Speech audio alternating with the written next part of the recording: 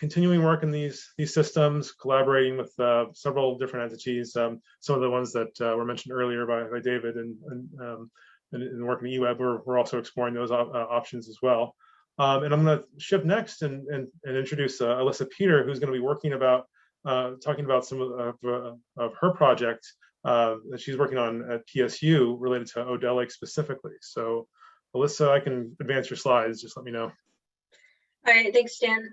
Yeah, as Dan said, I'm Alyssa, and I'm in my first year of my master's at Portland State University.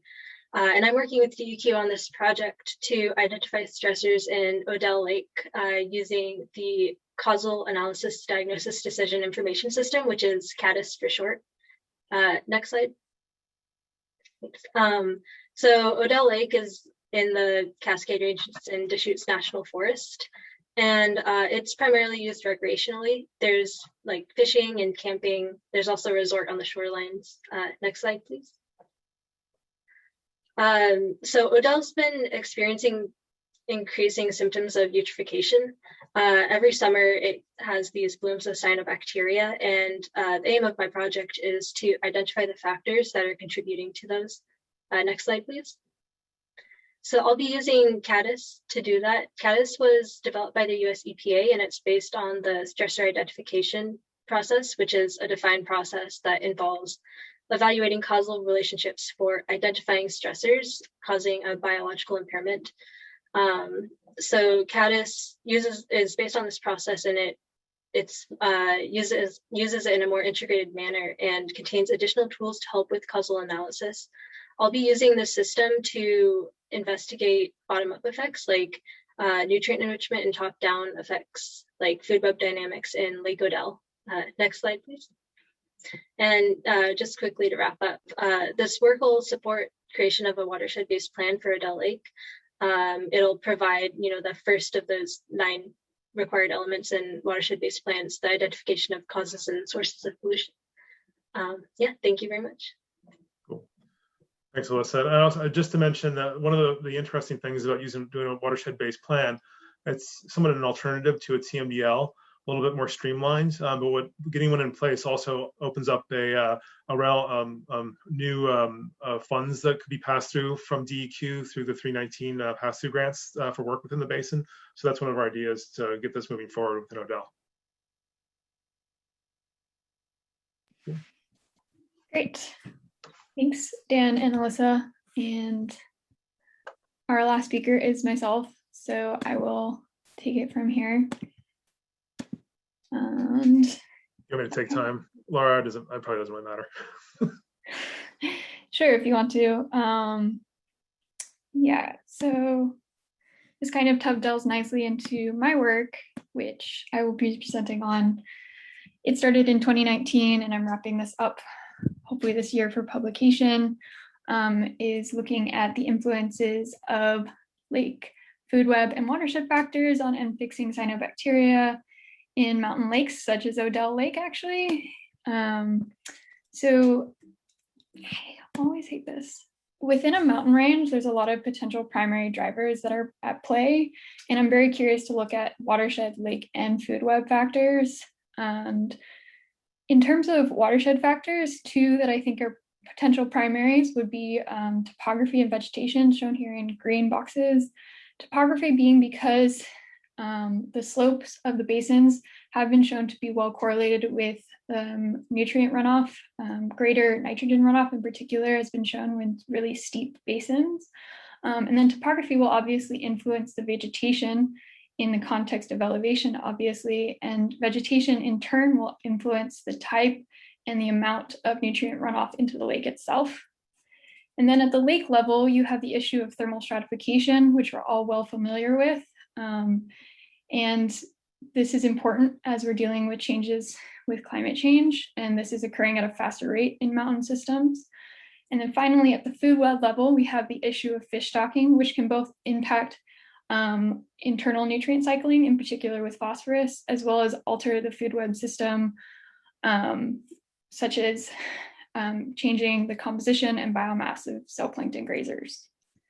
So this has led me to my overarching question for looking at what food web, lake, watershed characteristics are key predictors of N-fixing cyanobacteria biovolume in subalpine and montane lakes. And to give you a little bit more structure about how I've been looking at this, and I will be also using this in a type of analysis, is developing a conceptual framework of 3 major pathways. One being a top-down effect, a trophic pathway, looking at how fish through zooplankton may be affecting N-fixing cyanobacteria. Secondly, how fish and watershed characteristics may influence limiting nutrients such as nitrogen and phosphorus, and that in turns will influence N-fixing cyanos. And finally, a thermal pathway, which would be with watershed characteristics such as groundwater contribution influencing the thermal regime of the lake, which has implications for N-fixing cyanos, as I mentioned previously. So with my study, I selected lakes in the Oregon Cascades utilizing historic lake data. And I filtered out lakes that were very small and very shallow based on the National Lake Assessment in 2007.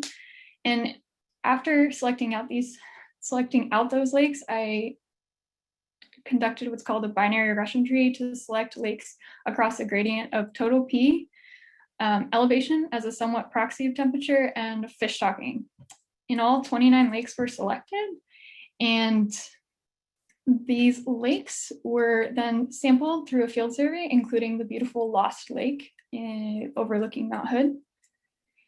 Sampling bouts occurred twice in the summer of 2019, early and late summer. Collection was done with a complete YSI depth profile of basic things such as pH, temperature, and dissolved oxygen. I took 5 meter integrated nutrient samples, took 1 meter Van Doren samples for phytoplankton, and entire net tows of the entire depth for zooplankton. Fish stocking was gathered from ODFW records. And finally, I collected watershed data from existing data sets, such as the EPA Lake Cat, shown here. So in terms of results, I'm going to just present kind of a condensed form, and if you have more questions, feel free. But the major finding that I've had is what I've utilized is called a random forest model. And the random forest model basically is a way to figure out which variables are most important and how much of the variation in your key response is explained. So for the biovolume of N-fixing cyanobacteria, 76% of the variation could be explained by these 11 predictors. And the top predictor, maybe unsurprising to most, is hypolimnetic dissolved oxygen, which has an inverse relationship with N-fixing cyanos. So as DO declines in the hypolimnion, you see a major increase in these N-fixing cyanos. And then this is followed by drainage ratio and small cladoceran grazers. And they're pretty much equal measure in terms of their variable importance, which suggests that both watershed and food web have an equal role to play in addition to anoxia. But to get back to those nutrient pathways, I did what's called a structural equation model. It's a form of path analysis. And it should be noted that path analysis is limited to looking at linear responses. So it's difficult to deal with nonlinear responses, which I do think are at play here. But as you can see in bold, the arrows and the path coefficients did occur for some things, one being the trophic pathway with small cladoceran grazers having a significant negative relationship with N-fixing cyanos. Total P did not have a significant relationship, but what I noticed in correlation analysis is that total P has clearly more of like a threshold response. So above a certain level of total P, you don't see much of an increase anymore of N-fixing cyanos, which does make sense based on algal ecology. But watershed characteristics such as drainage ratio do have a significant impact on total P, which suggests that watershed size should be accounted for in terms of nutrient export. And then you have a third pathway, which is the thermal pathway, and it does suggest that that may be key, although the characteristic I'm using here is max depth, which incorporates multiple factors, not just temperature, I'm aware. But it is interesting to note because this suggests that max depth may be important for N-fixing cyanos in multiple ways, but one may be the thermal regime. And the drainage ratio might be very influential here because drainage ratio is the ratio of watershed size to lake size. So often as lake size increases, you tend to see much larger, deeper lakes. So what does this all really mean? I have been considering this in the 3 scales, but also looking at potential interactions. And what I've been finding is that it seems that total P may seem less influential all on its own, but the fact that hypolemnetic DO is so important suggests that phosphorus is really important, but the role of internal phosphorus cycling is really critical. And the fact that depth is also somewhat important suggests, again, the importance of internal nutrient cycling, because the depth of the lake will obviously influence how available those released sediment nutrients are and when they're available, in addition to regulating the amount of recruitment of cyanobacteria aconites from the sediments. In addition, looking at that potential lake food web interaction, I could not see a clear indication of fish stocking have a role in nutrient inputs, but again, I was only looking at fish stocking records, which is a very limited proxy of fish populations. But it does suggest that maybe lakes in this region are somewhat less limited, especially in terms of phosphorus. So top-down effects may be playing more of a role. And the reason small cladosterans may have this negative relationship is because as inefficient grazers that are actually much more prevalent in high fish predation systems, they allow more algal taxis to persist and compete with other cyanodes. So in terms of the watershed scale, you have that drainage ratio, as well as potentially developed land. And drainage ratio, like I said, is a kind of combination of lake and watershed. And it suggests that watershed size may be important in terms of driving nutrient export, while depth may be also important and related to the lake size, of course. And finally, development is potentially important, as it was one of the top 11 predictors. However, I should note that the amount of development within the Cascade range, unsurprisingly, is very, very limited. I only had 5 lakes within my study that had more than 1% lake development. So this really needs further study for confirmation. And it was noted that latitude is one of the key predictors and is a proxy for larger regional patterns, such as precipitation, as well as atmospheric deposition, which occurs both with precipitation and dry deposition. So with all of that, I would like to thank all the people who have helped me make this happen, as well as my funding. And I believe we have time still for questions for everybody.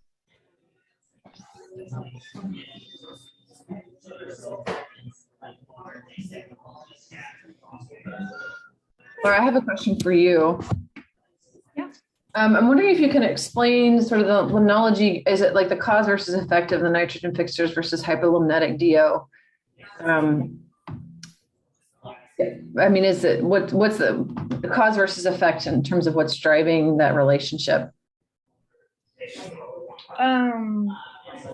Yeah, so I mean, certainly the algae community, including the cyanos, could be driving the anoxia to an extent by decomposition of the cells and driving down DO below. So it is kind of like a feedback potentially. But what I was also noticing is that there's lakes that are fairly clear and still having some of this low DO, and so it might be potentially still a response because the lake is so permanently stratified that it also happens without just the algal biomass, and it's also not dominated by cyanos all the time. So I think it's a very complicated thing to get at, and definitely requires further work. Okay, cool. Thank you. I thought you were saying that the low DO was a driver of the nitrogen fixers rather than a response to nitrogen fixers. So I might have misinterpreted. I mean, I'm saying it is a driver because it's been shown repeatedly that that basically releases the phosphorus from the sediments, which allows the N fixers to thrive, especially if nitrogen stays limiting. And based on the nutrient data I have, and I've gathered from historic sources, most of these lakes are either nitrogen limited or they're co-limited by nitrogen and phosphorus. So what you're likely seeing is both an effect and a response. Sorry, I might have gotten a little lost there with what you were asking, but yeah. No, that was really helpful. Thank you so much. Yeah. Theo, you have a question for someone? Yeah, Lara, for you, very nice work. Good on you. So you're only sampled twice. Of course, you know, it's always a compromise. And so you're worried. So I couldn't quite tell how much your analysis is dependent on those two samplings to get a view of the extent of the cyano populations. But what sort of limitation the two samplings? I kind of lost you there for a second, Theo. Oh, sorry. I was talking about you had two samplings that were done, and you know you have to compromise, so that's understandable. I was wondering to what extent that made the analysis difficult or limited your interpretation. I'm thinking mostly about the extent to which you use those two samples to estimate the cyano population or the cyano problem in each lake. Yeah, so I averaged between the two bouts the biovolume. So I took counts for both or counts as well as biovolume measurements and averaged them between the two bouts. And yeah, I certainly think it's limited. This is actually why I'm doing another study with more frequent sampling from a subset of lakes. I did that in 2020. I just, you know, as you know, resources are limited. There's only so many times I can go up to 29 absolutely. No, by myself. Absolutely. No, I'm just wanting to explore, you know. Yeah, so there's certainly limitations, and I think that's why it's great to do more in-depth studies at lakes like Odell that have much more episodic blooms. But lakes, for example, like Lava Lake and Middle Irma Bell, have pretty consistently long, prolonged blooms that I think are actually pretty well captured from even just two sampling bouts. Yeah. But let's make sure we get questions from others. Aaron, do you have a question for someone?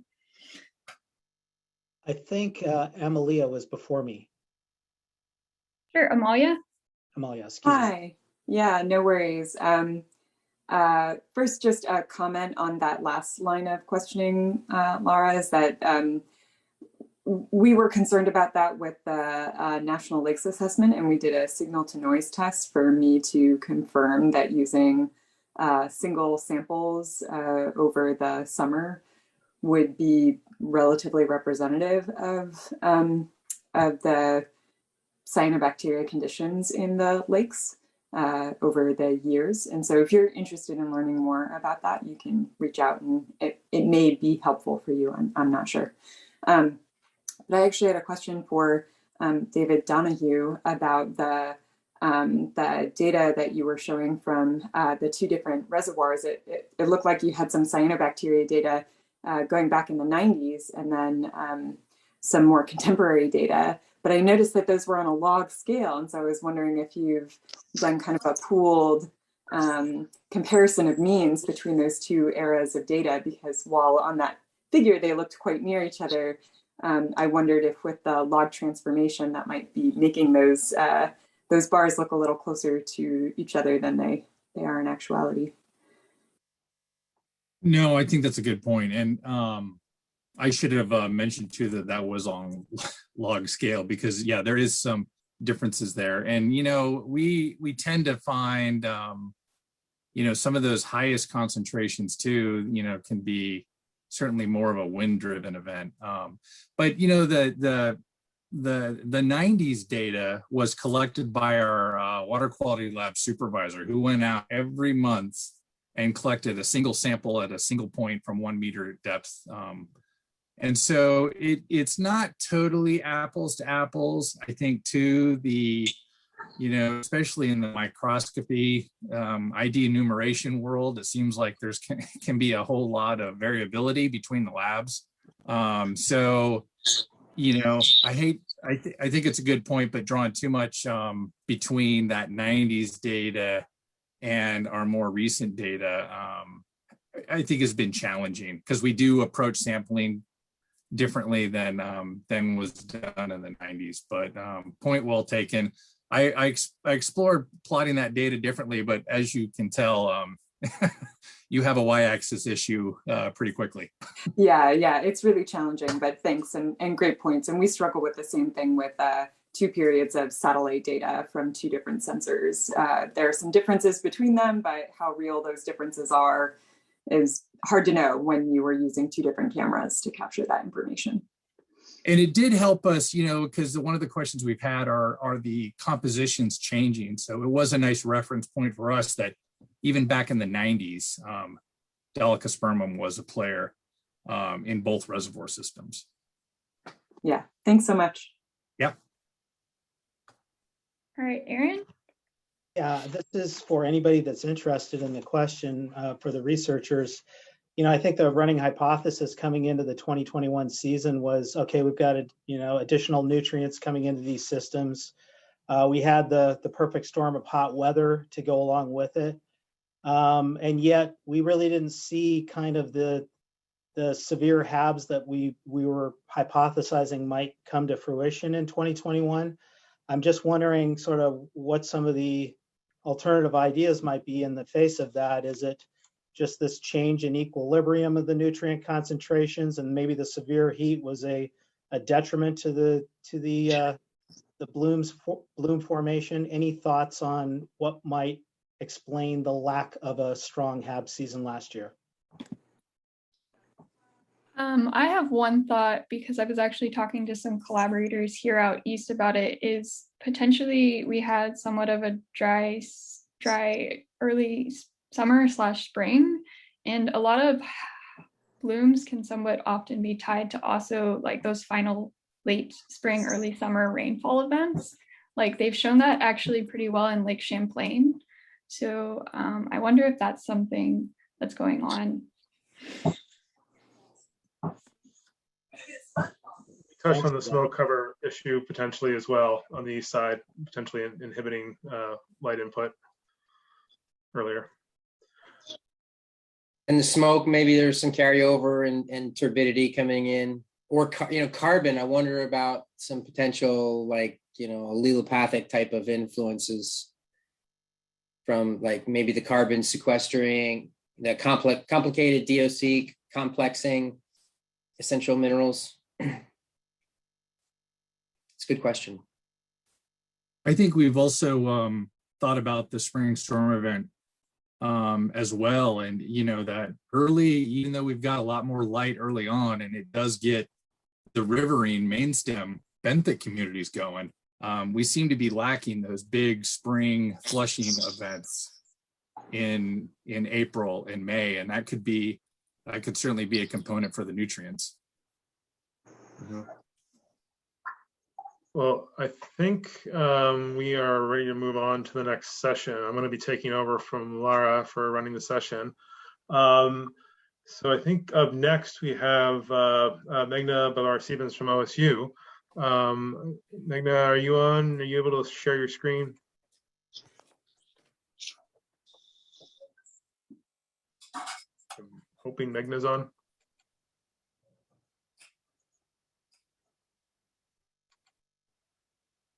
I can see her. She's on mute. Oh, okay. Let's see here.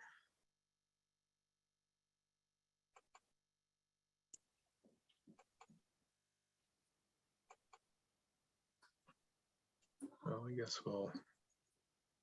Meghna, are you ready to give your presentation? Oh, there you go. Was it just me who got disconnected, or did we all get disconnected? Oh no. Welcome back. Oh, thanks. Yeah, feel free to start. Okay, excellent. Well, thank you so much for this opportunity. Can you see my screen? Yep, we're good to go. Wonderful. Yeah. Well, my name is Meghna Babar-Stevens, and I'm an associate professor here in civil engineering at OSU. And so my research looks a lot at some of the upland watershed drivers and how do you manage those drivers for all kinds of, whether it's water quality or water quality related problems downstream in a watershed. I use a lot of different kinds of models and all kinds of systems analysis approaches in my work. So what I thought today was to sort of talk a little bit about algal blooms, but from the perspective of managing upland drivers and how, using integrated assessment models, we can try to get a better understanding of what the management solutions may be for the upland in the watershed. And I thought I'll talk a little bit about some of my work here in Oregon, but also some of the work back in the Midwest where I've done some of this research. So just to give you a little overview here, what I'm going to focus on is we've heard about many of the different things and drivers that affect how algae blooms in different lakes and reservoirs, all the way from freshwater systems to saltwater systems, the different complexities in the drivers. But my work mostly focuses on looking at the watershed and some of the sources, whether it's nutrient sources or whether it's thermal loads, or even things like flows. How do you manage those flows upper in the watershed? And how can they be managed in a better way to drive some of the controls we need or some of the mitigation that we need further downstream in the receiving waters? So my work actually looks into using something called as a soil and water assessment tool, which is watershed model. Is essentially used all the way for small watersheds to larger river basin scales, trying to look at more integrated assessment so it's very heavy in data that goes into the model development. It looks at how the water is in the blue water systems, more in the lakes and rivers and groundwater systems, but also green water, which is mostly how much water plant uptakes, or this one is stored through different other mechanisms in the root zone, for example. And the idea here is to sort of try and improve how we simulate the water quantity and quality, but also get a better assessment of things like some of the questions people have been asking today also throughout the morning and afternoon about how do we better understand the impact of land use changes or climate change on some of the water quality loads for the downstream, or even things like what kind of management strategies, whether it's soil erosion prevention or non-point source pollution control.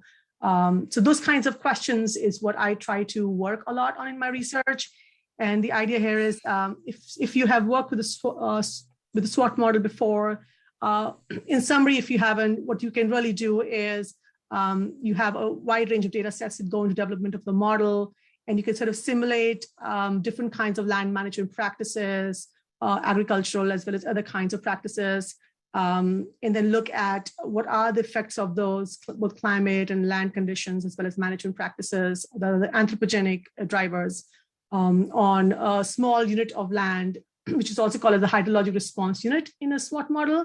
And then when you look at the small unit of land, you sort of aggregate the information across the entire watershed to better get a better understanding of what are the different runoff, the sediment loads, the nutrient loads, and so on and so forth.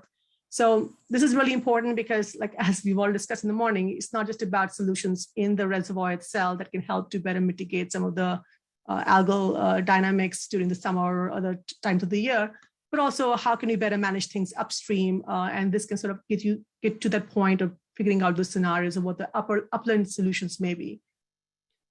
So what I want to show you a couple of quickly. This is a project where we were looking at a very typical Midwestern watershed in Indiana. This is essentially just northwest of the city of Indianapolis. The reservoir down below here which is a major drinking water supply for the city. It's also called the Eagle Creek Reservoir. And the upstream of that reservoir is mostly just corn and soybean, which is very typical Midwestern crop rotation, along with some urban area.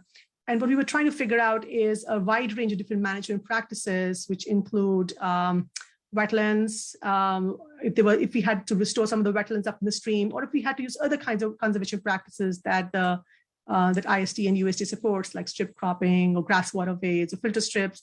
If these were used in combination or alone by themselves, could we get a better understanding of some of the nutrient loads that were coming into this reservoir? And this reservoir is like, on an annual scale, every year has a really big problems with cyanobacteria and also sometimes diatoms, but a wide range of algal blooms, harmful algal blooms, along with MIB and chiasmin, some of the taste and odor compounds that the city the water utility has to deal with. So what we did in this project was to sort of evaluate what kinds of conservation practices occur in the watershed could actually reduce some of the nutrient loads going into the reservoir. Were there some specific combinations that would work better, or should we just use one practice all along the landscape? Where would we place them? How big would they be? Things like that.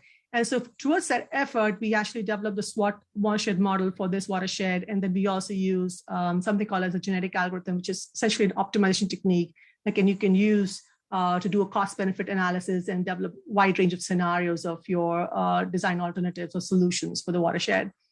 And so we came up with multiple different conservation plans.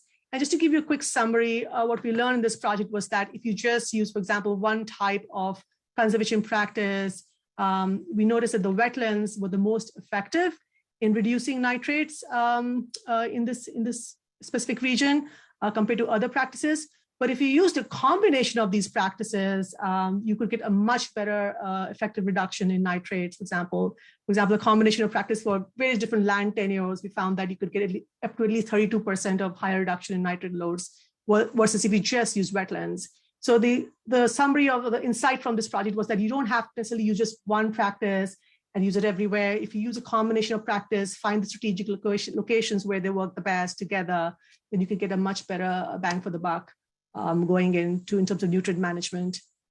The other quick project I want to talk about today is this one that we'll be doing in the Dairy McKay watershed up in Tualatin. The goal of this watershed, of this project has been to really think about what kind of practices can be better in trying to reduce thermal loads in the streams, and thermal loads coming from the streams into reservoirs is another driver for algal blooms. So the idea here was to sort of the SWOT model has a very simplistic stream temperature prediction model. So in this project, we actually improved the stream temperature model and looked at effects of shading as a potential management strategy for temperature management. And this also, just a quick summary, what we learned in this watershed study was that if you use certain kinds of riparian restoration where you don't necessarily have to restore the entire stream network of the river, but you identify specific locations where it's most efficient, they can get really high reductions in the number of days where the 7-day average maximum stream temperatures that exceeds the 18 degrees C limit would be much higher. So that's kind of the summary of the stuff I want to talk about today in terms of the kinds of things we've been looking at. But it sort of brings up this question about when we think about algal blooms, we need to also start thinking a little bit bigger and more systems-wide versus just reservoir management. How do we do reservoir management along with watershed management? And this, I just want to sort of share some of our work in terms of how we've been trying to think about this in our research group. I guess with that, I'll stop there. Hopefully I made it in time. Oh, yeah, no, great. No, thanks, Megna. Yeah, we were, I think in the interest of catching up on time, let's hold questions till the end of the session. And then we're going to switch to Tyler King to talk about some pretty cool work using spectral analysis. Getting a better sense of what the variability is and how it might relate to like stream flow, I think will give us insights into understanding, trends over time. So in the McKenzie, just real quick here, this is a reach that we're considering here. It's about a 5-mile stretch that goes, so here's the McKenzie here, the downstream on the left here, Quartz Creek. So this whole upper area in here is going to see some intense restoration, kind of post-fire restoration work, and it includes the reach that downstream from the reservoirs that David mentioned. So we're thinking that this might be a real good area to try out some of these techniques. So the goals of this riverine study are going to be to collect and evaluate this hyperspectral data at multiple test sites and develop a workflow process similar to what was done with SMASH, but now we're looking at the Periphyton, of course, and to expand that library. If we can tell the difference between, say, filamentous green algae and cyanobacteria versus stalked diatoms, that would be fantastic. I think that'll give us a lot of insights into the conditions that foster these organisms and how they relate to that year to year. And then also, ultimately, I think being able to connect the periphytic biomass to specific habitat and then stream flow could potentially open the door to doing like an IFIM and incremental flow, in-stream or in-stream flow incremental methodology, where you're looking at fish habitat connected to the flow. And in this case, I'd like to come up with something like that for the Periphyton. So just lastly here, a little shout out to the data grapher here, but you know, we're getting ready and starting to have some calls about planning for that field work. And one of the things we're looking at is, as the Periphyton wakes up, you know, we need to get out there. This metric here, the daily range in the pH, and then also the daily range in the oxygen, you know, when these values go marching up together, is a real good sign that the Periphyton are waking up and they're starting to photosynthesize. So that's all I have. I will actually, one quick other mention is that the Willamette Basin was recently selected for a very large USGS study that you'll be hearing about more in the future. It's basically an integrated water availability assessment, looking at, again, water availability, but these projects tend to be heavy with the instruments, and it's going to include a lot of effort from the NG-WASP program, which is the next generation water observing systems. And so hopefully we'll see a lot more of this type of continuous monitoring, and probably an expansion, I would say, of this monitoring and technology as part of that program, but that'll go for 10 years. So it should be opportunities. I know algae blooms are high on the list. So anyway, I'd be glad to entertain any questions during the break. Thanks, Kurt. Yeah, and so we've got, it looks like about 7 minutes for questions/break. I know there's a few questions in the chat we can address, but if anyone wants to ask one, feel free. Desiree, looks like you got a question. Yeah, thanks to all the speakers. Really interesting stuff today. I have a question for Kurt. Kurt, I'm curious if y'all's work is, are you sort of simultaneously measuring, I don't know, habitat conditions for the Periphyton that are growing? Like, so, you know, as I mentioned earlier, we're thinking about with the climate removals, like what conditions are needed for the benthic algae. That's really what Laurel's working on. And sort of, I'm trying to help think about like what the future might look like. But there's a sort of a lack of information about where those benthic algae thrive versus conditions under which they seem to be more suppressed. And so in addition to the hyperspectral work that y'all are doing, I'm curious if you're doing anything to characterize sort of local conditions in which you're finding them. Well, you know, thanks for the question. The hyperspectral data, I think, can provide insights on habitat. And so I would imagine that will come forth through our project. And I would think that, you know, if this works, this will go out and we'll do this in other places. But I could see, you know, like, for example, substrate, which is something I know you're keenly interested in. You know, will we see oscillatory formidium and microcoleus type of populations in the softer sediments in post-dam era? I mean, I think that will be something to keep an eye out for. The other thing is that at least in some situations, depending on the water clarity, that hyperspectral data can also be used for bathymetry. And so I think, you know, that combined, we'll probably have some opportunities to ground truth the green LiDAR that was flown on the McKenzie last summer with the new data to be able to see like how well can we characterize those depths with the hyperspectral as opposed to using the LiDAR. So I think that you know, that might be something.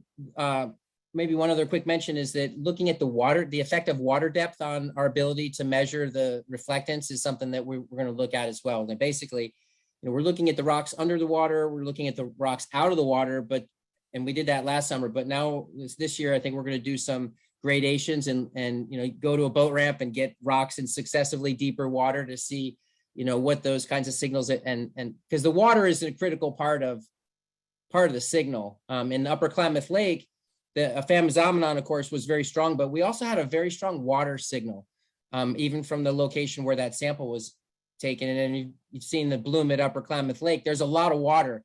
It's not that surface scum, right? It's Aphanizomend mixed in with a bunch of water usually. So, but anyway, maybe that answers some of those questions.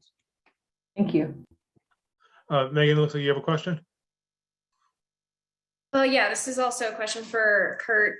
So just wondering, Kurt, if you could speak to the potential utility of the hyperspectral imagery for detecting benthic algae in something like the refuges that I referred to earlier this morning. I take Theo's comment about the possibility for benthic algae in those systems seriously. That's not something that we really have a great method to monitor for. Obviously, we're talking about water depth. We're also talking about turbidity. So just curious if you have some thoughts there.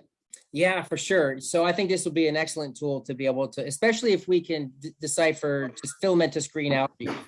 It'd be interesting to see, a lot of and you're in the Klamath? Yes. Yeah. So I've done a bunch of work on Wood River wetland and have seen, lots and lots of vegetation and the epiphytic, Cladophora growing on those plants, which actually go back to Mark Sitzma's comment about the invasives. I think the hyperspectral, if we can see the subtleties in the cyanobacteria genera and be able to use that, imagine what we can do with invasive macrophytes, Ludwigia and Adrilla and other ones. I think this tool is going to open up a lot of doors for a lot of folks.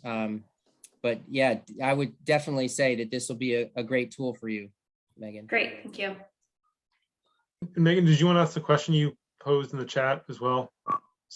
Yeah, sure. I wasn't sure if we had time for wider questions. So I had a couple questions for Tyler. So Tyler, it looked like for Upper Klamath Lake specifically, there was something other than microcystis that was identified as the second most dominant bacteria after Aphanizomend.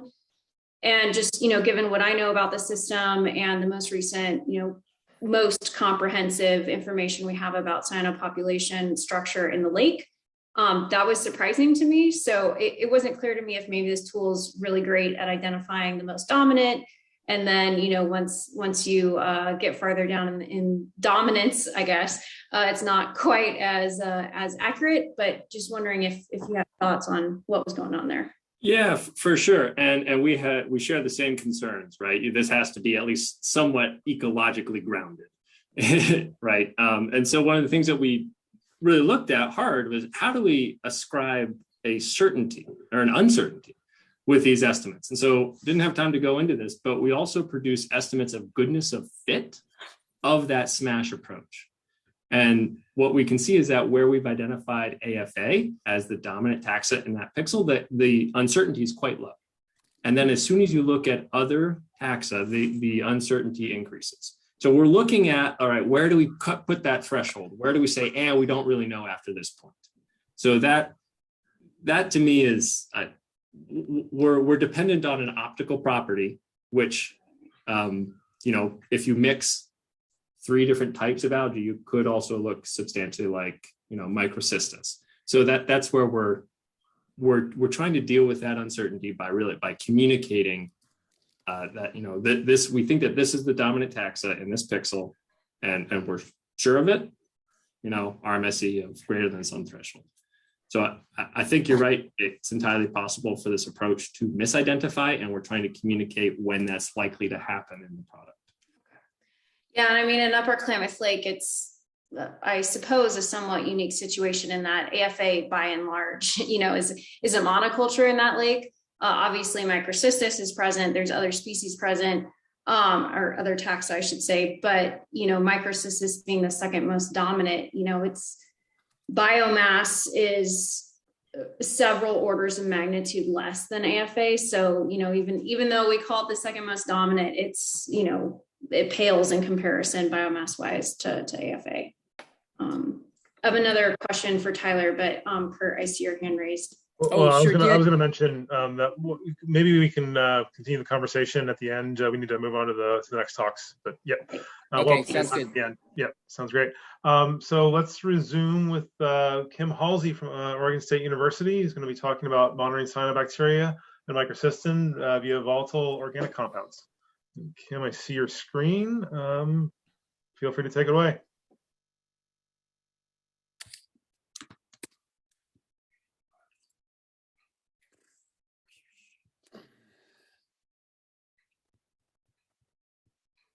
Though I don't hear you quite yet. I don't know if you're muted.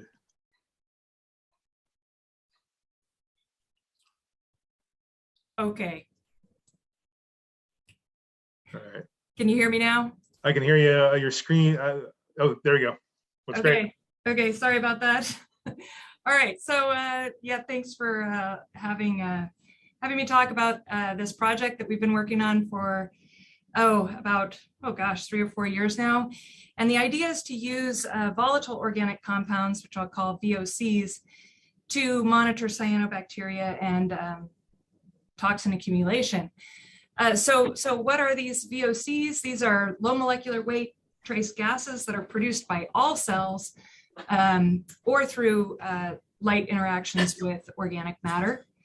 And we know that VOCs are produced in a way that's dependent on the algal species involved and the environmental conditions. And so we had hypothesized a few years ago that perhaps we could use these VOCs as a way to monitor cyanoHABs and toxin production, because we consider these VOCs to represent sort of the integrated growth environment. And so, we can detect these VOCs using an instrument that we have in my lab called a PTR-MS, and I'll talk about that in the next slide. So this work was really carried out by the graduate student Lindsay Collart, and she kicked this work off by conducting sampling at Upper Klamath Lake at 3 different sites that you can see the stars here throughout the 2018 and 19 sampling season.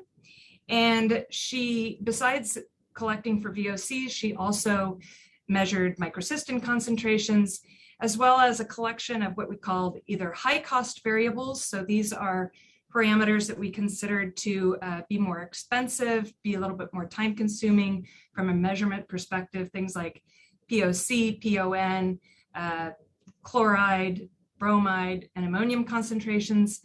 And then also some low cost variables, meaning those that are really rapid and easy to collect, things like chlorophyll concentration, pH, temperature, conductivity. And then finally, she also filtered water for 16S rRNA, community composition analyses. So this instrument that we have is called a proton transfer reaction time of flight mass spectrometer. Very simply, the way that this works to measure VOCs in a sample, we place about 100 milliliters of a water sample into a polycarbonate chamber, and we rapidly flow air through a glass frit in the bottom of that chamber. The air bubbles help to essentially strip out all of the VOCs that are present in that sample, pushing them into the airspace and then into the proton, the PTR-MS. The idea here is that ionized water is the ion source, and as VOCs pass through the ion stream, the proton jumps essentially from the protonated water to the VOC, which is then detected by the instrument. Because this mass spec is a time of flight instrument, we can measure, the whole mass range of compounds that are present, anywhere from 30 atomic mass units to 350 simultaneously. So it's a very fast, quick measurement. We measure for about 5 minutes and integrate the data, and there's essentially no resins involved, no elutions. So it's very quick and essentially no consumables involved. So the hard part, of course, is the data analysis. So Lindsay's been working with a statistician, Duo Zhang, here at OSU, who is an expert in using different complex data analysis tools. So she uses this method called elastic net. And the beauty of this is that it selects the variables that are most important in predicting your parameter of interest. And so in our case, she's selecting the VOCs or other environmental variables that are needed to predict microcystin concentrations. And so this type of tool is really useful, especially when you have the situation where your number of variables, in our case, we have hundreds of VOCs, which really outweighs our total number of observations. She used two key types of types of elastic net models. One she developed is a logistical based model, which basically predicts whether or not the microcystin or toxin is present over a certain threshold. So she used 0.3 ppb threshold, or you can determine essentially predict microcystin concentration, a continuous model. Okay, so there's a lot here, but I want to zero in on some of our basic results that we're working on and continuing to statistically analyze. But if you first look at sort of the model 3 and 4 that are shown in the green box here, these models were basic linear regression models which did not incorporate any VOCs. And so these were models based entirely on the low cost parameters. And so you can see, not surprisingly, that just with essentially chlorophyll and pH and temperature, we got pretty poor ability to predict either the concentration, which is the continuous model, or the threshold telling us whether the water sample was toxic or not. So that wasn't really surprising, but that provided us with a baseline. At the other end of the spectrum, M5 and M6 shown boxed in the orange, we asked, well, what happens when we combine the high cost and the low cost variables or parameters, and again, run the linear regression. And here, not surprisingly, it does pretty well. We get an R-square of 0.9 when we're predicting microcystin concentration, but again, this is the high cost that we're trying to avoid. So then we asked down here at the bottom, the purple box. Now here's where Lindsay has now added the collection of VOCs for all of the samples with the low cost environmental variables, and she uses this elastic net modeling approach. And what you see here is that, we really boost the ability of the model to predict microcystin concentrations up to an R-squared of about 0.68. And then, and we've lowered the AIC value, meaning that it does a fairly decent job of actually being able to predict whether or not that sample is toxic. So I'll skip this gigantic heat map, but I'll skip to this other one that not only did she work to determine whether or not the VOCs could predict toxin concentrations, but she also asked whether she could use the VOCs, which are shown by these X values, these are different mass units, to ask whether she could use the whole collection of VOCs to predict what cyanobacteria was actually dominating in any particular sample. And so you see that different collections of VOCs, which are shown by the boxes, so different collections of VOCs could pretty well predict different cyanobacteria present, so Aphanizomend, Microcystis, or Gliotrichia in those samples. So that's kind of a whirlwind. We see a lot of potential. We're really excited about this idea of using VOCs in cyanobacterial and cyanotoxin monitoring. The big question is, how do these VOCs vary depending on the dominant cyanobacteria or the dominant or the cyanotoxin that happens to be present? So I'm expanding on that work that Lindsay has really beautifully initiated with Dr. Fox, who's a postdoc with us at OSU, to explore VOCs in a range of different Oregon lakes. And so I'm super excited to have really had some great conversations just in the last few weeks with eWeb, City of Salem, DQ, and Kurt about helping us to collect samples at these different lakes during this summer and next summer. And then, of course, the idea further on is to really to specifically identify these VOCs and their roles in the ecosystem. Okay, so whirlwind over. Great, thanks, Kim. We'll hold questions till the end. Let's switch to Theo now. Theo, I think you know how this works, so hopefully see your screen shared. All right, thanks, Dan. Let's just activate the full screen. So I think most people have probably heard me talk about our program over recent years in acquiring genome sequences for cyanobacteria that occur in predominantly Oregon, but a little bit in Washington.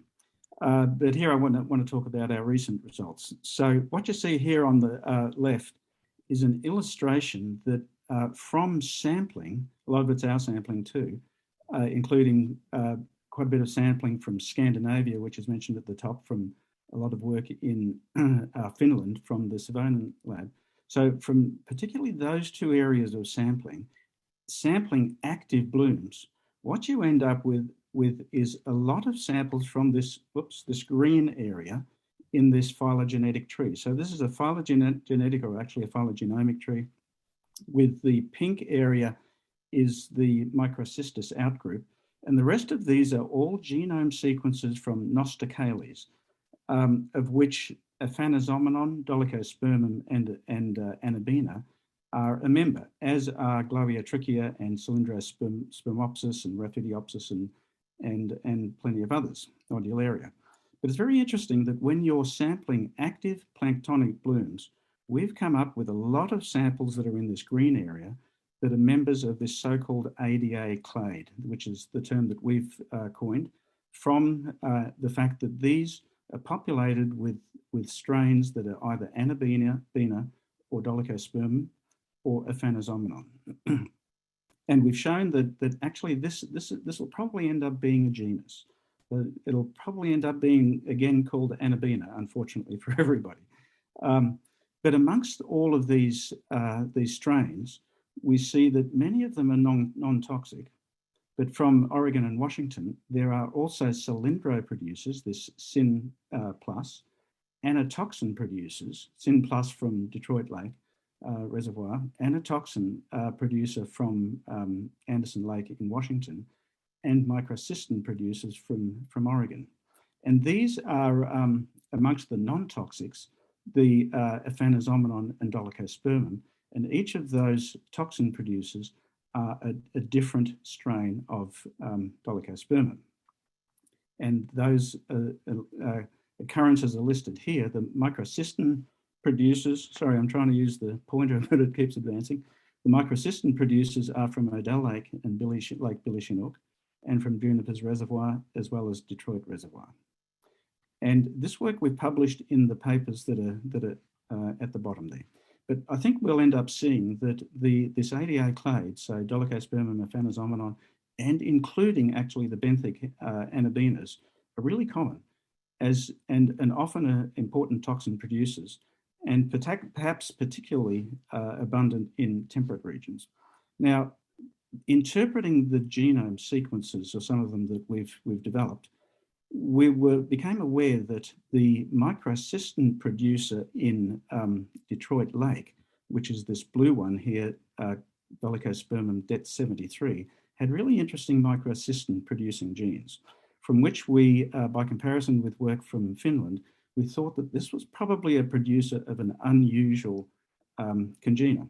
So we got together with Amanda Foss from Greenwater Labs and worked with Ryan Muller, a colleague in the Department of Microbiology, and Ed Davis at OSU, and did both toxin analysis and high resolution gene analysis to investigate this.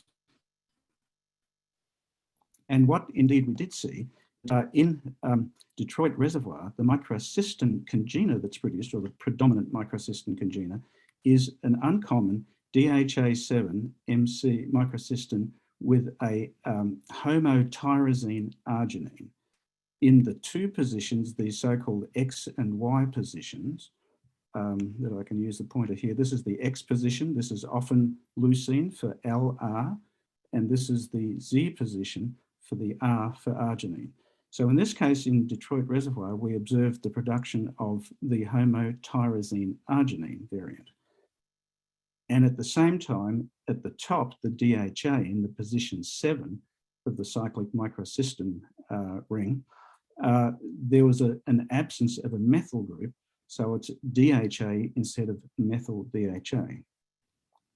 We also looked at the congeners that are produced by the other Dolichospermum, microcystin positive Dolichospermums whose genomes we had sequenced. And those are the ones from Odell Lake, the OLO1 on the down here at the bottom left, the LBCO5A strain from Lake Billy Chinook, and the Juno 1 strain from Juniper's Reservoir, which is in the southeastern Oregon, and in 2017 was responsible for the death of about 30 steers. So in each of those cases, those microcystin genes are actually fairly closely related, and those strains predominantly produce microcystin LR, which is a very common congener. Now, at the importance of this is that we've had some toxicity data from different microcystin congeners over the years, but quite recently, Chernoff and others at EPA have studied the toxicity of microcystin congeners when provided to mice orally. And that is analogous to the usual exposure that we would expect from drinking water or from gulping water, perhaps when you're swimming recreationally. And the results from these feeding experiments are actually quite different from intraperitoneal, that is injection studies. And so some of the results are shown here in the table. These are the no adverse, I can't read the side of my slide because there are some pictures from our other attendees covering it, but the no AEL is the no adverse effect level and the lowest adverse effect level for the low L. And you can see that for MCLR, which I've circled there, quite low concentrations are toxic. And that's true for a few of the other congeners, but it's not true, for instance, for MCRR, which has a much higher, especially LOAL. So the point is that it's quite important to know which congener is being produced in a certain circumstance. And all of these will be pretty equally measured through the ELISA assays that we're using. And ultimately in the future, I think our public health system perhaps is going to have to be aware of this and come to know or be able to analyse which congeners are being produced, because they might be associated with quite different toxicity. Just very quickly, we at the top right there, we also verified here, which was known previously from monitoring, that the 7-epi cylindrospermopsin variant was the one that is produced in Detroit Reservoir. Having done this study and looking at some of the monitoring data from that the City of Salem has collected from Detroit Reservoir over the years, we became aware that in 2018, which was the year of the breakthrough into the drinking water, there seemed to be a change in the population of Dolichospermums.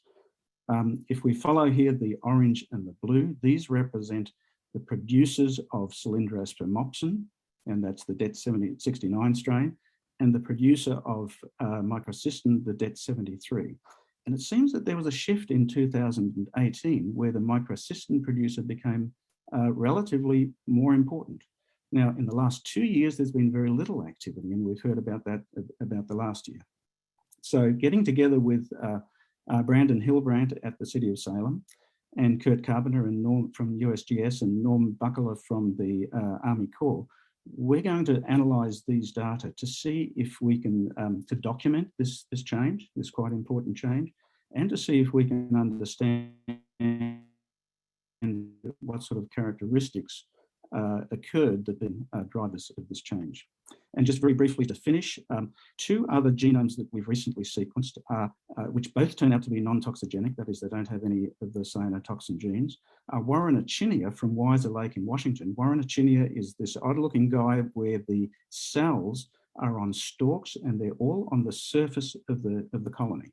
So they're quite unlike microcystis, where the cells are buried equally throughout all depths of the colony. And so this is Warrenachinia, and this indeed is non-toxic. And on the right, Limnorhapis, which is an oscillatorian, which is quite unusual in our blooms, isolated from Willow Creek Reservoir, and this also is non-toxic. I think I'll just finish there. Thanks. Thanks, Theo. That's good. All right, so again, let's hold questions till the end. And up next is James Watson from Oregon State. Take it away, James. Cool. Everyone can hear me okay? I can hear you and see your slides. Great. Perfect.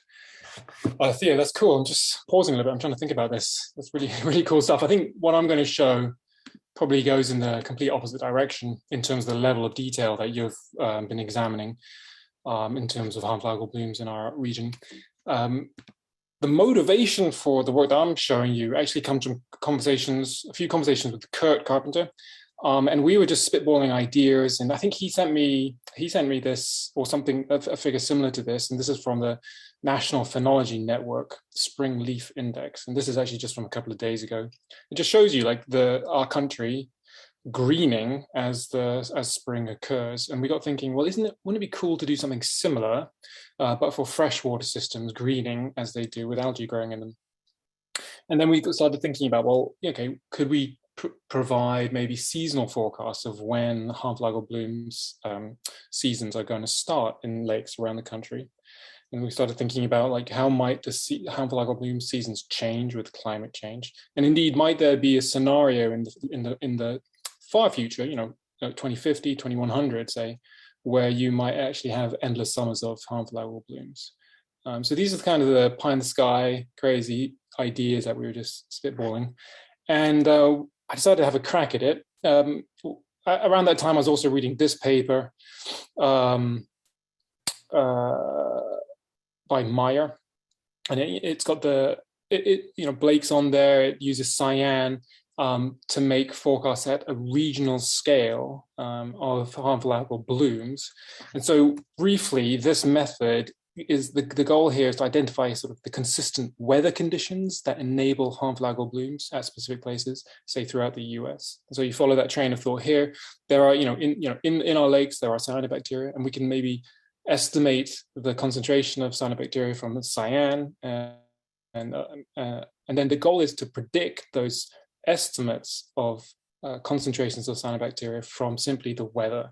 And in this case, we might want to use a neural network. I think it's worth mentioning here that I think, in my conversations with experts across the country, this is in knowledge that they have inside their brains. Like they know the conditions where the weather conditions, the general weather conditions that promote or encourage or enable harmful algal blooms to occur.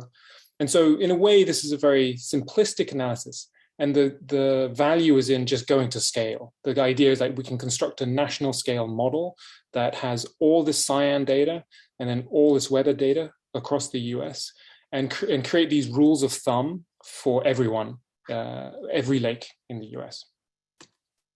But then while going up to that national level, coming back to the local scale to provide some useful information. So here's what we did. We went out and got cyan. It's really available. And instead of, cyan has a variety of,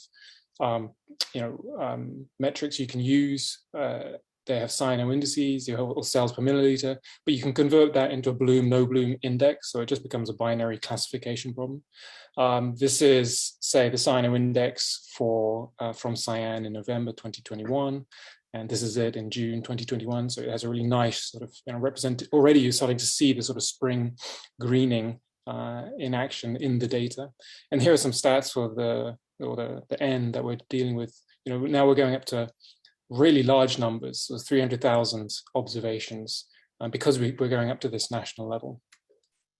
And so if cyan is on the left-hand side of an equation, what we do is go to GridMet is a data set that includes PRISM that we know about through OSU, and it includes a large number of weather variables. And those are things that all go onto the right-hand side of the equation, so to speak. The equation is not a regression equation, it's a neural network in this sense, but the picture is the same. And what we're trying to do is make an estimate of the probability of there being a harmful algal bloom in the following week. So there's a lag in our regression, as it were. When we do this, it's a huge neural network, has a bunch of nodes, and we're putting all this data into it. We actually can achieve a reasonable level of accuracy, so around above 80% at the national scale. But we can also then provide information at the local scale. So coming back down to us here, this is for Detroit Lake. I'm showing you a graph here in white. This is the 2021 predictions. So that's the probability of the bloom. That's the output of the model. That's the white line. And then I'm showing you two more pieces of information. The yellow dots are the cyan observations when there's a significant estimate or significant concentration of cyanobacteria from cyan. And green are the concentrations of cyanobacteria from water samples, which we've been working with the city of Salem for a while to get this. The green and yellow dots don't have a right-hand axis. We've just normalized it so you can see them overlaid because those are in different units than bloom probability. But the point is they map onto one another reasonably well. And indeed, in this 2021 test set, we can achieve an accuracy of 91%. But the precision is a bit lower because, as you can see, we do over-predict the occurrence, say, in the latter half of the season. But this model is constructed now, and we can, and just to mention, so this is we can have these local measures of accuracy, and we can compute this for all the lakes that we have weather data for, which is essentially all lakes in the US, because that's PRISM and GridNet covers the US. And so what you're seeing here is the prediction accuracy for all lakes. And as a part-time geographer, I'm fascinated by the regional differences in the prediction accuracy here. There are many whose prediction skill is less than 50%, so you're better off tossing a coin. But there are many where the prediction skill is above 75%, and that's geographically distributed across the US. And so we've just made these results in the last couple of weeks, and I'm excited to dig into here to try and find out why the model does better in certain places and not. Now, two more things. Once you have this model, it's trained on contemporary data, you can actually give it forecasted weather data to provide seasonal forecasts. So NOAA has long-term weather forecasts, so it looks out 12 months. We can talk about the accuracy of these weather forecasts because they're not that accurate, but still they're a good guess at how the weather is going to play out in the next 12 months. And you can put that in the model and you get out an estimate of bloom probabilities looking forward over the next 12 months. So this is what this figure here shows you. It's I think we made this, I can't remember actually, maybe in February, but this was a lookout ahead at Detroit Lake. And because the NOAA weather forecast said it's going to be a very dry season, the red bars here are in front of the historical average, that's the gray. So the red bars are the forecast. That's showing there's maybe a possible early start of the season, elevated bloom probabilities during the peak of the season, and even possible elevated bloom probabilities for longer into the season. Totally acknowledge that this rests upon whatever error is in the NOAA weather forecast, in addition to the error of the actual model ourselves. But you can run with this if you want, and you can go even further. You can scrape climate projections from the CMIP5 or CMIP6 repositories for climate projections, and you can get projected temperatures for the US, say, at all places. And so here we're just looking at Lake Okeechobee, just because that's another lake that we've been looking at. But you can do the same thing as the seasonal forecast. You can put those projections into the model, and it can give you an estimate of bloom probabilities over a given year, some decade in the future. So here in blue is the seasonal outlook for the contemporary period for Lake Okeechobee.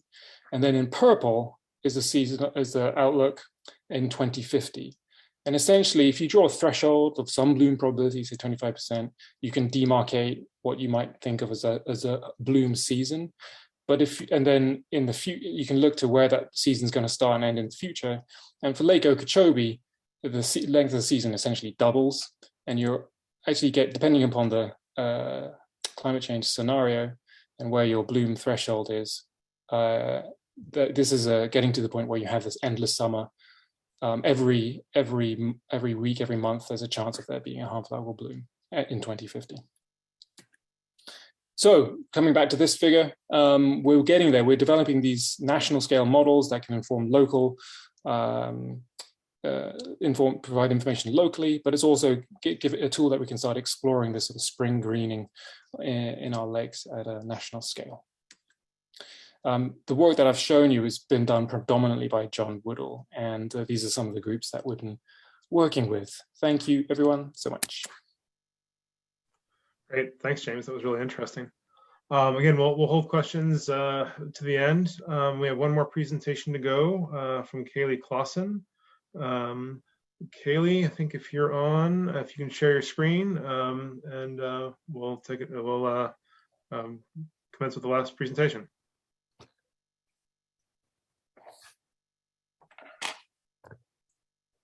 Hi, can you hear me? Yep, can hear you. Yep. Yep, and can see your slides. Great.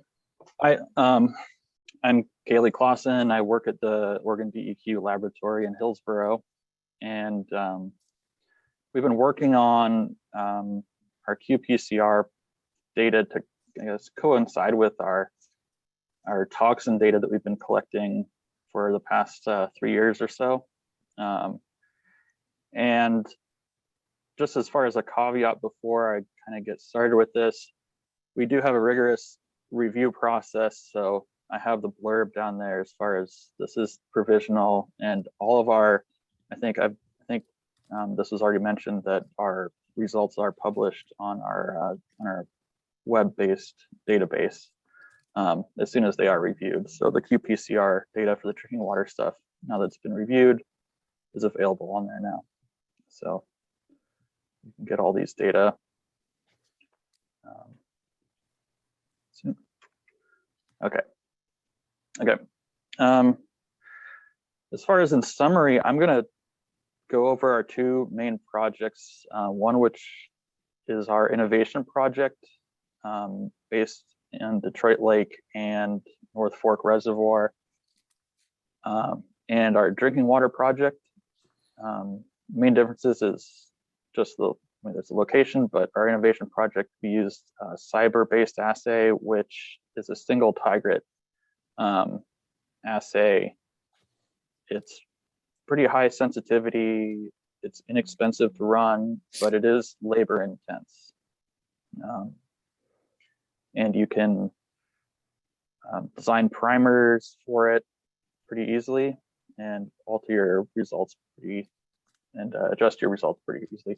Our drinking water project used a commercial-based assay, which you may or may not be familiar with from phytoxygen, and it's a probe-based assay that runs multiple targets at the same time. The drawback being that it's a little bit lower sensitivity and expensive because it's commercially available, but it is high throughput, so it's not as labor intense. And we have the toxin data by ELISA for cylindrospermopsin and microcystins. We don't routinely analyze for saxitoxin A, just to kind of get out ahead of that question I assume I'm going to get at the end of this. Just as far as the regulatory work, we only analyze for saxitoxin and anatoxin on recreational samples.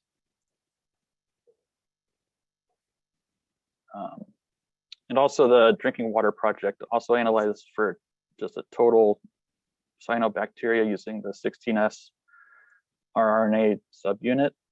It's basically just a genetic marker for total cyanobacteria, so analogous to cell counts. Our drinking water intake project was from 30 different public water systems. The providers collected it in a PETG bottle and sent it in with their bi-weekly samples for toxin testing, where it was filtered in the lab, lysed by bead beating, and the lysate was analyzed unpurified according to the phytoxygen assay protocol.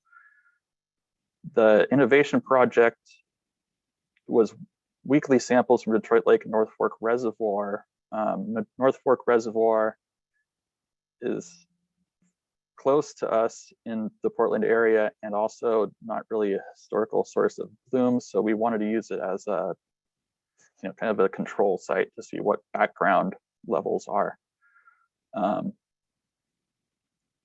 So in 2020, we have about 700 data points.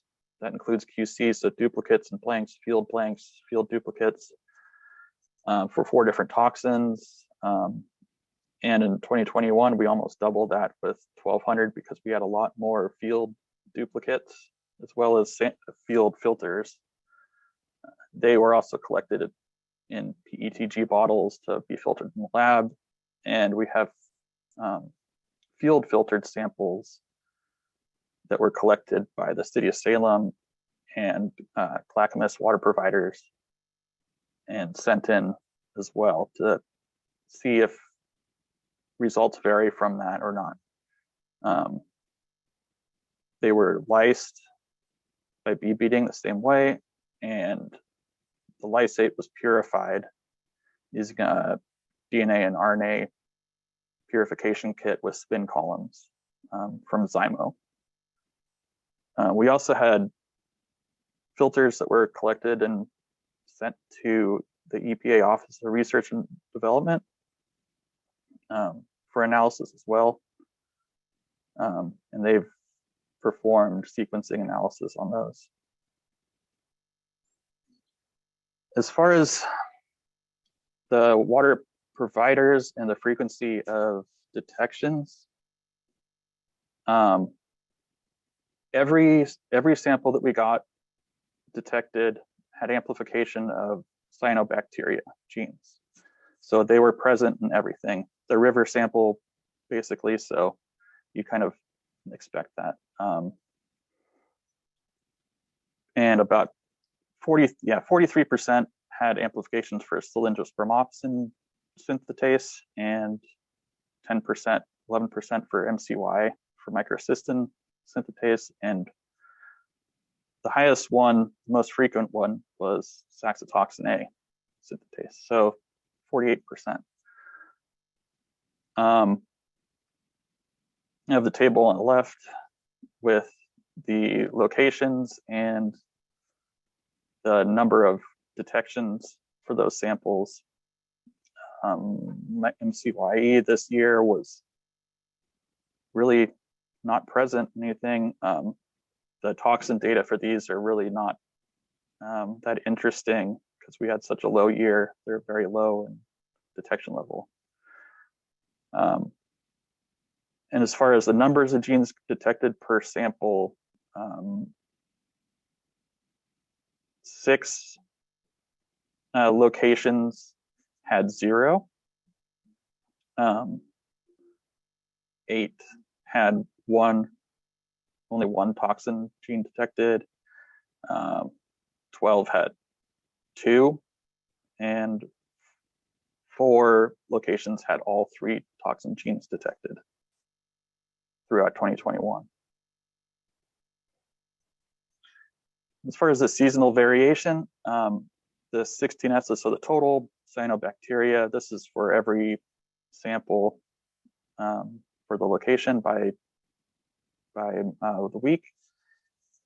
The 16S, this is also log transformed.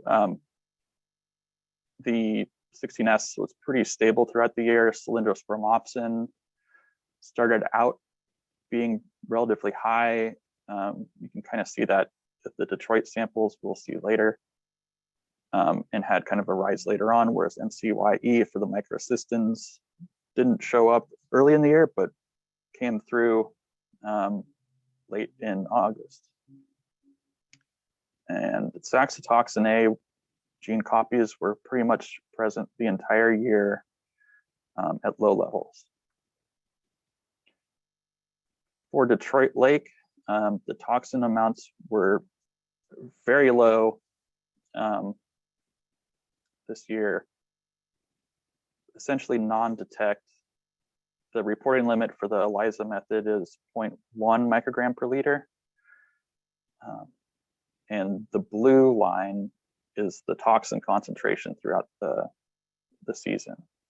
So it spent most of its time below detection limit. But it was high enough to detect the presence of the gene copies prior to the toxin rise by filtering 100 milliliters on a filter.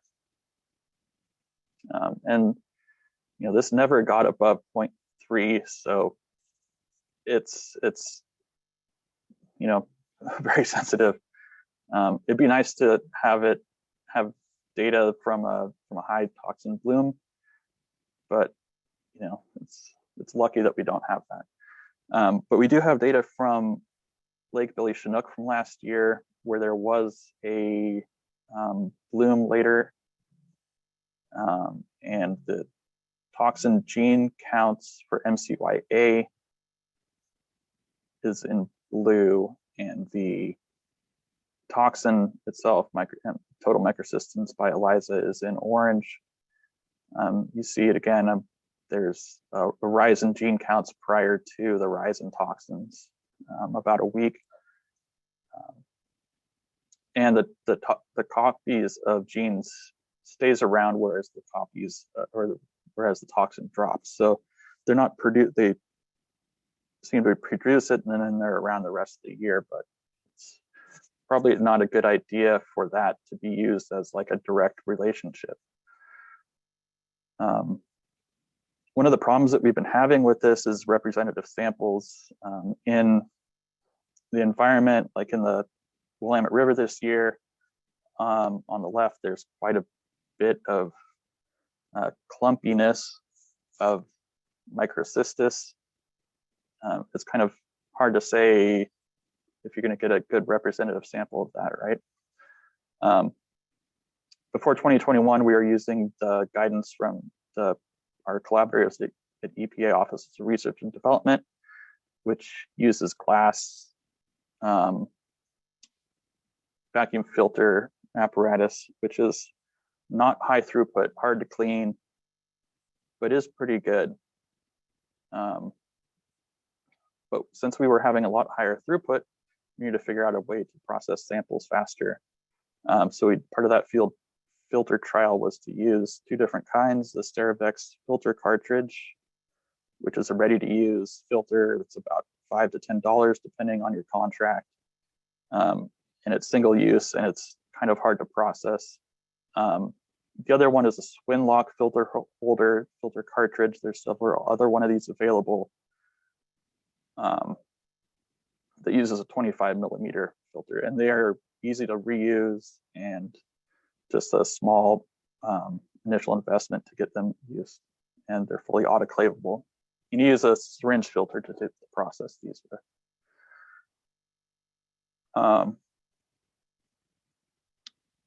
Because we'd had low gene counts for toxin producing cyanobacteria, we've used just total cyanobacteria as a signal to noise is a lot higher. Compare those, and we found that the type of filter is really critical for reducing the lab error in duplicates. Prior to 2020 or prior to 2021, we were using the membrane filters, which had a really high relative percent difference in sample duplicates, almost 90%. Whereas tried to look to figure out how to reduce that, reduce it about over fourfold by using glass fiber filters instead. They're a lot cheaper too. So you can see on the picture on the left, or on the right, sorry, that there's some of those Gliotrichia colonies that are stuck to the plastic parts of it that don't get transferred over from the membrane. And there's really good correlation between the source and the duplicate, and also a lot higher recovery.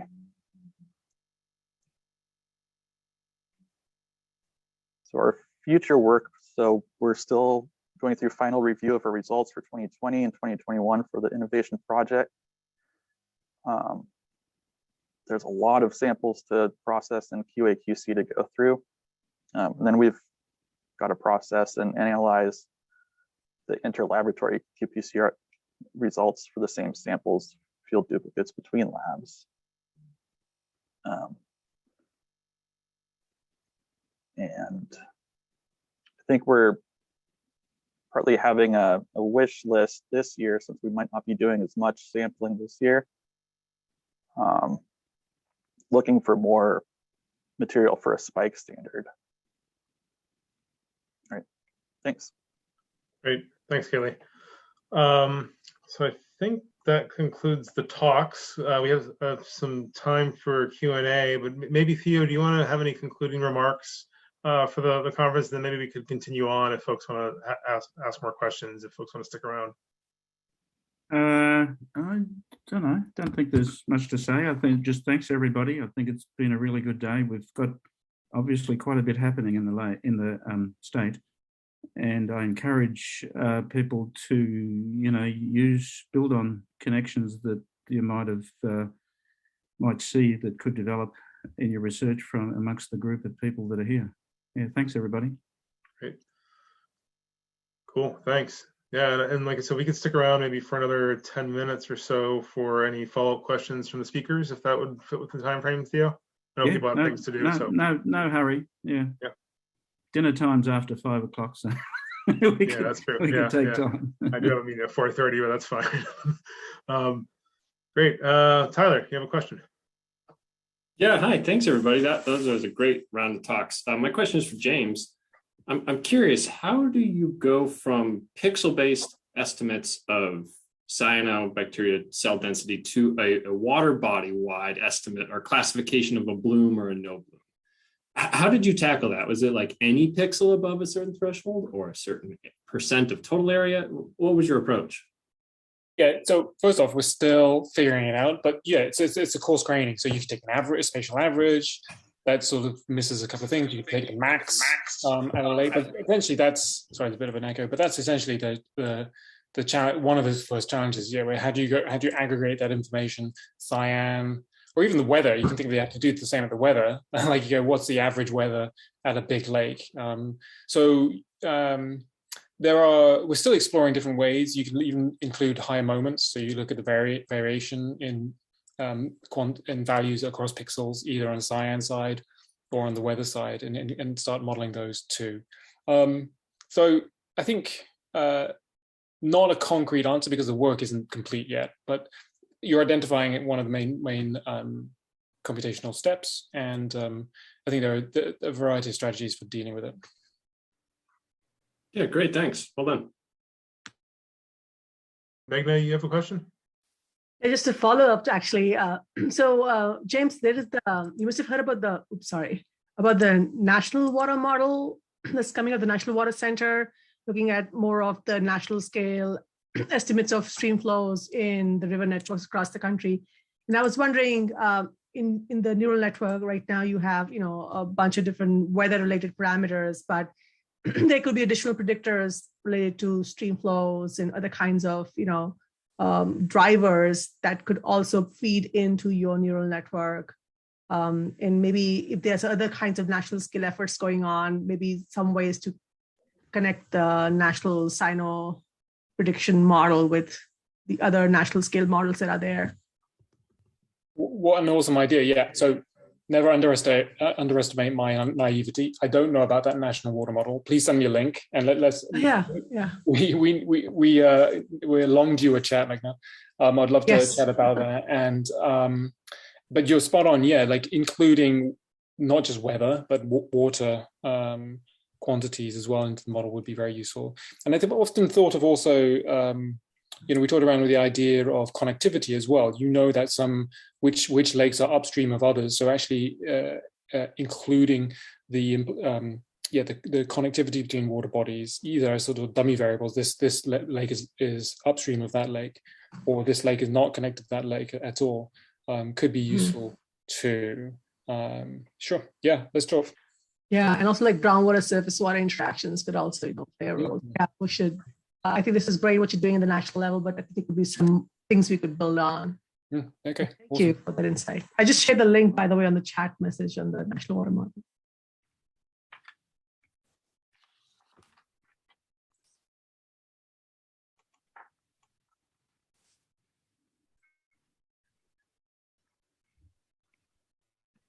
Thanks, Kurt, for that note.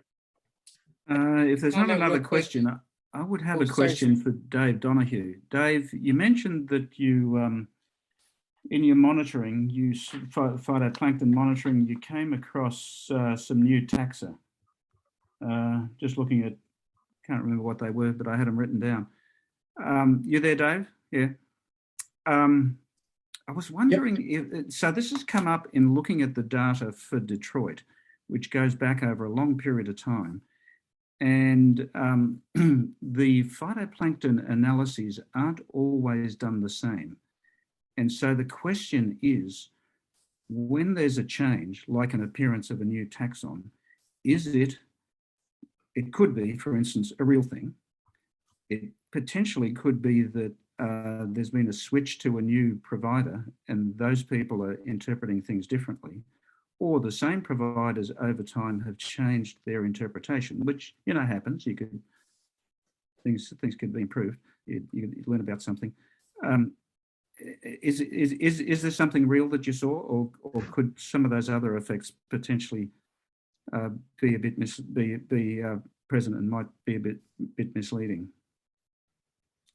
Yeah, I think those are great points. And when we got the results back, you know, one of the first things I did, we did not change service providers, but one of the questions I had was, you know, was there somebody different doing the analysis of our samples?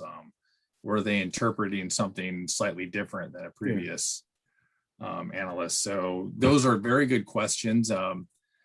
You know, talking to our service providers, it doesn't sound like that was the case. And, you know, we did have some discussions about, you know, how perhaps Blue River, where we did see these, it was more impacted by the Holiday Farm fire. So there was, you know, certainly more. And I think part of the Army Corps USGS study is looking at that too, because a bigger portion of that reservoir was within the fire perimeter. So I guess I have questions too about, you know, do some of those taxa that we identified, do they actually originate in the reservoir, or do they originate up in the tribs feeding that reservoir?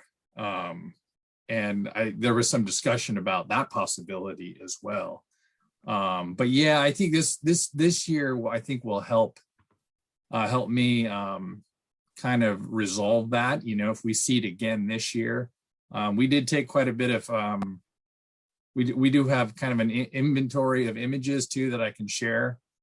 So I would certainly like to build upon that. And if it is something different, yeah, try to understand why we're seeing it in Blue River, but not Cougar. Cougar wasn't really impacted as significantly. But Cougar has had a number of other fires within the last 4 or 5 years that have burned a considerable amount above Cougar Reservoir. So lots of questions, not as many answers, but good point. Actually, I had a question for you too, David. I was looking at your time series, and did I see that right? That on Blue and Cougar, like right after the heat dome event, you saw a spike in cyanobacteria abundance, or at least an increase? And I'm talking about the heat dome event last year, I guess at the end of June, early July. Yeah, you know, I'm trying to go back. I mean, we typically see our, you know, April generally kicks off cyanobacteria populations of both Cougar and Blue River. It's not unusual to really see the peaks in April, May, June, and then they kind of subside. But you're right, that heat dome also was probably around that time as well. So, you know, perhaps that was potentially a driver of those different populations. But yeah, you know, good point.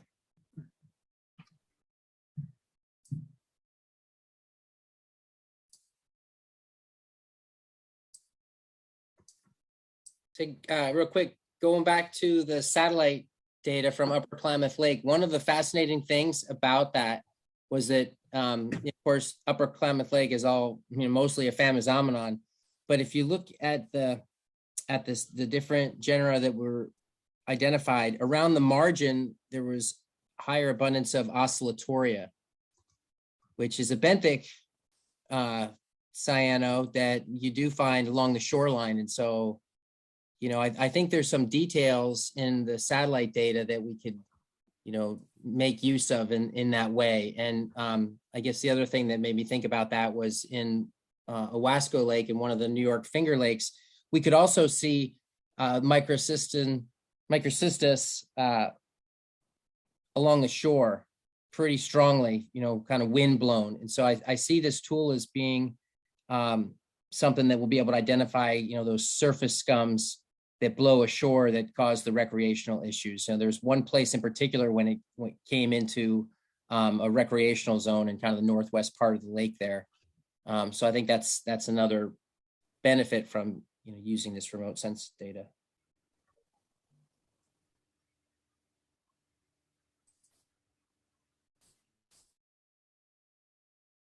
Dan, Theo, I one more follow up on Blue River. The other thing to note is that with the Willamette fish biop, Blue River was used heavily to augment main stem flow. So Blue River dropped probably 50 feet in reservoir elevation in the span of like 2 weeks. So nowhere close to a kind of a normal water control diagram. So it's also impacting. We typically get a pretty significant Glototrichia bloom in the fall, but that Blue River has been so low so early that that's probably changing the equation a bit. And then the other thing for this year, which might alter what we're seeing, is that flows got dropped really low in Blue River Reservoir to the point where we had significant scouring in the lake bed sediment, which generated some of the highest turbidities we've ever seen in Blue River. So I'm kind of curious. There was, I think, Theo, you brought this point up about the aconites and burying them. I'm also kind of curious, when you mobilize a tremendous amount of sediment in these lakes, how does that impact, that following year? So again, more questions. Yeah, could release more. Is Mark Bittner still on the call? Mark, are you there? So I'm thinking of, was it Megan's comment about microcystis in Upper Klamath Lake? You said that Upper Klamath Lake doesn't have very much microcystis. We've done some analyses. We did qPCR from samples. It probably was 2017, and that was a really heavy year for microcystis. But the peak levels for microcystis were higher than AFA. So, probably if you integrate all across the lake, AFA would be dominant because microcystis tends to be, I think, further south and on the west side. But there can be a lot of microcystis in Upper Klamath. Yeah, generally speaking, the microcystis seems to be largely confined to the Bay areas on the west side, and there's, like you mentioned, Theo, warmer water helps those bloom quickly. We just because the biomass of microcystis is several orders of magnitude less than AFA does not mean that ultimately that is still high biomass, right? I mean, the AFA is just the biomass associated with AFA is crazy for lack of a better term. It is so much cyanobacteria in that lake. So yeah, certainly not arguing that there's not much microcystis, just relatively speaking, there's far less than AFA.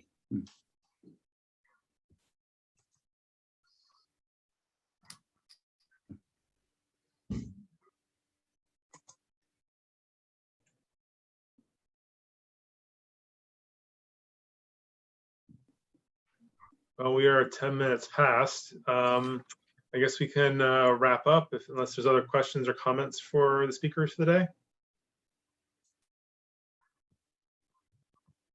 All right, why don't we go ahead and wrap up? Thanks everyone for participating. I thought it was a very useful and productive day.